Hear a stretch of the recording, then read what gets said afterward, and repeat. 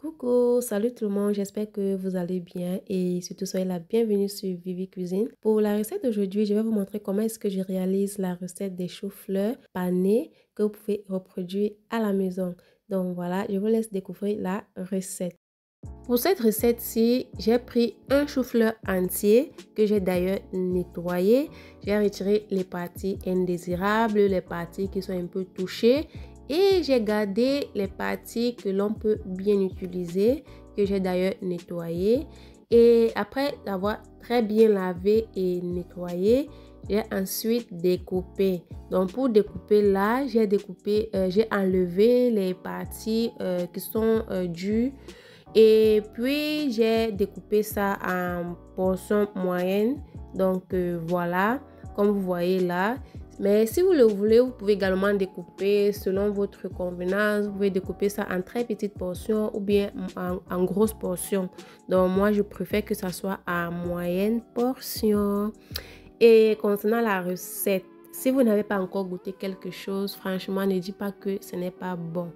Parce que la façon dont j'ai apprécié cette recette, je vous assure que c'est vraiment très délicieux. Il faut essayer à la maison et venir me dire en commentaire comment est-ce que vous avez trouvé.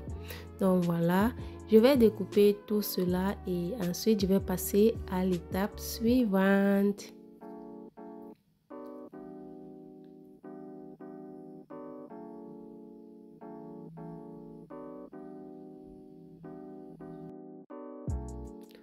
La façon dont j'ai d'abord pris mon temps pour nettoyer ça pour cette recette-ci. En tout cas, c'était la magie. Donc, après avoir découpé, j'ai mis le tout dans un bol et j'ai salé. Donc, il faut saler. Après, vous pouvez goûter pour voir si ça vous convient. Et après avoir salé, je vais ajouter de l'eau bouillante. Donc, là, j'ai fait le choix d'ajouter de l'eau bouillante. Mais sinon, vous pouvez ajouter ça étant sur le feu. Mais sauf qu'il faut surveiller bien la préparation pour qu'elle ne puisse pas cuire complètement. Donc, en ajoutant de l'eau bouillante étant dans le bol, ça me permet de suivre la cuisson pour qu'elle ne puisse pas vraiment trop cuire complètement. Donc, je vais laisser reposer pendant quelques minutes et après quelques minutes, je vais retirer, je vais essorer dans une passoire. Puis, je vais refroidir avec de l'eau froide. Donc, après avoir refroidi avec de l'eau froide, ensuite, je vais me rassurer qu'il n'y a plus d'eau. Donc, que c'est vraiment asséché d'eau, quoi. Donc voilà, après que l'eau soit complètement finie, je vais remettre dans un bol. Puis je vais saupoudrer légèrement la farine et je vais délicatement bien mélanger pour qu'elle puisse bien s'incorporer de mes choux-fleurs.